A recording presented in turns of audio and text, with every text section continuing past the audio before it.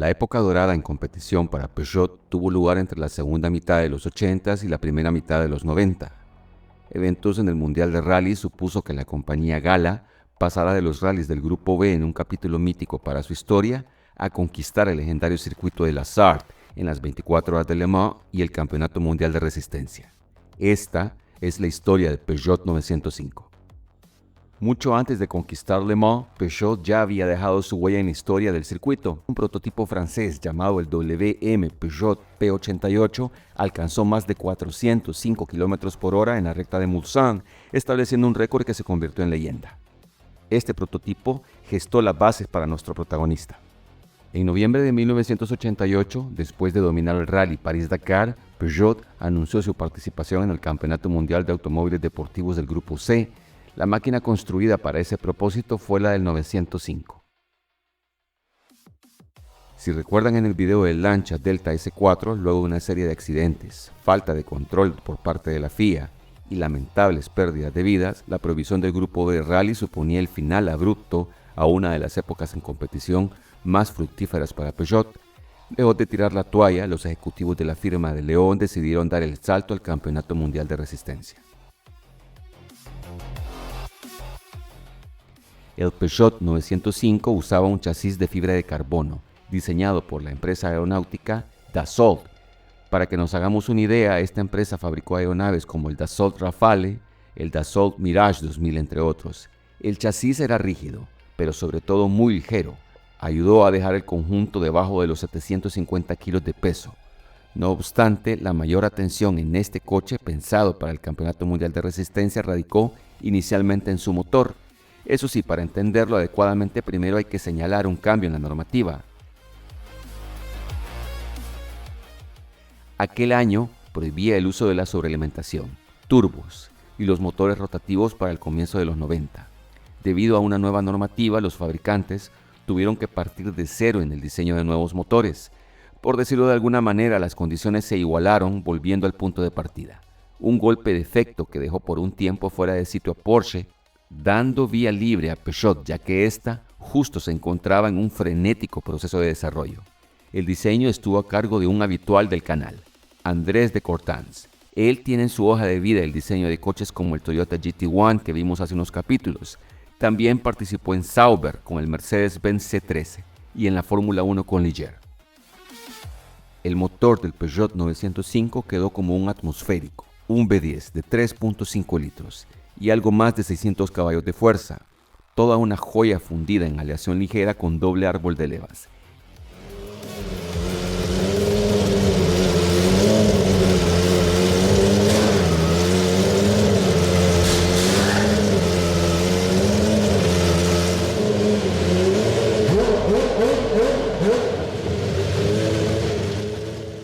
Este motor fue denominado SA35A1, aspiración natural, 3.5 litros, que era muy similar a los motores de Fórmula 1 de aquel tiempo. El coche fue construido en la sede de Peugeot Talbot. Hizo su debut en las últimas fechas del Campeonato Mundial de Resistencia en 1990. Fue conducido por Jean-Pierre Jawil y Keke Rosberg. Prometedor, así podría definirse su debut. pero aún necesitado de mucho desarrollo. En 1991 logró ya su primera victoria en la mítica carrera de Suzuka, en Japón. Sin embargo, el resto del año vivió una gran decaída, con averías y falta de rendimiento, incluido un claro declive. En ese año, el 905, comenzó una caída de la cual no se iba a recobrar. De hecho, en las 24 horas de Le Mans de ese año, ninguno de los dos coches finalizó la carrera. Hubo que hacer correcciones en marcha. El estilo del coche lucía en su sector frontal rasgos de diseño muy similares a los de los Peugeot de calle de aquella época.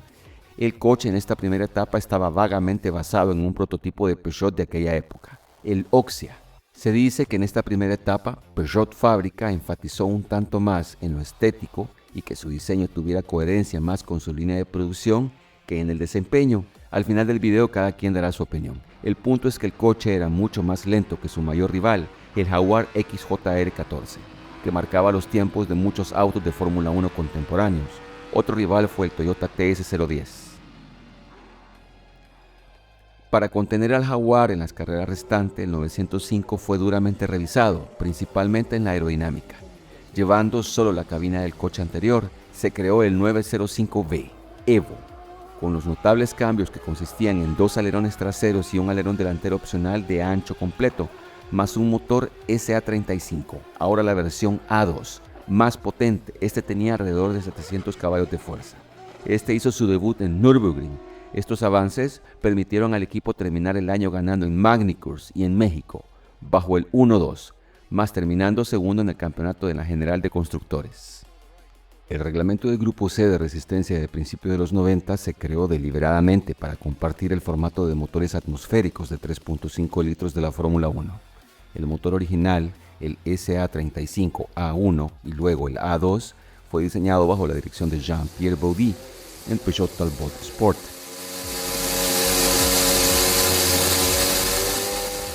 Este V10 de aleación ligera destacaba por un régimen de giro muy alto, unas 12.500 RPM.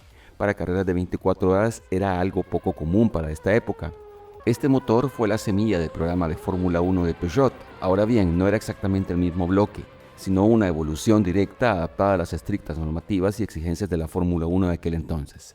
Peugeot y McLaren en 1994 unieron fuerzas en ese momento. Para la F1 se eliminaron los compromisos de resistencia extrema y se buscó potencia pura, elevando el giro del motor hasta unas 14.500 RPM. Volviendo a la historia de nuestro protagonista. Peugeot se convirtió en uno de los 2 únicos equipos de fábrica que participaron en la temporada 92 del Campeonato Mundial de Prototipos, junto con Toyota, que competía por primera vez bajo la normativa 3.5. con un coche que ya hemos mencionado en el canal, el rompehuesos, el TS010. Esto significó que solo las 24 horas de Le Mans de 1992 ofrecieron realmente una fuerte competencia entre los coches del Grupo C, los que quedaban. En ese año, el Peugeot 905 Evo 1, pilotado por Derek Warwick, Yannick Dalmas y Marc Blondel, se llevó la primera posición absoluta al completar las 352 vueltas, superando en una intensa batalla al Toyota TS010, que terminó en segundo puesto, mientras que el otro Peugeot 905 completó el podio en el tercer lugar. En 1993 el Campeonato Mundial de Sports Prototipos dejó de existir, pero se permitió que los coches compitieran en Le Mans del 93 y el 94. Sin embargo, antes del anuncio de la cancelación, Peugeot ya había comenzado el desarrollo del 905 Evo 2 para la temporada siguiente. El Evo 2 estaba destinado a continuar todo el palmarés del exitoso Evo 1, con la mira puesta en la temporada del 93. El coche original fue diseñado por André de Cortans y el nuevo modelo fue desarrollado por Enrique Scalabroni en torno a un chasis de monocasco completamente de fibra de carbono. La versión Evo 1 ya representaba un gran salto aerodinámico, pero la Evo 2, la Supercopter, llevó ese concepto mucho más lejos. Le llamaban así por referencia a aquella serie de los 90 del helicóptero Lobo del Aire. Por eso fue que usamos en la intro el tema de esta serie que a todos los niños de esa época nos marcó. No hubo cambios significativos en el ya dominante paquete mecánico del V10 de 40 válvulas. Este coche se probó durante algunas vueltas en los entrenamientos de la última carrera de la temporada 92 en Francia, Magny-Cours. No demostró ser tan rápido como su antecesor, así que nunca lo corrieron, lo que obligó a Peugeot a concentrarse exclusivamente en las 24 horas de Le Mans del 93 con su Evo 1V. Lograron una victoria histórica al copar las 3 primeras posiciones.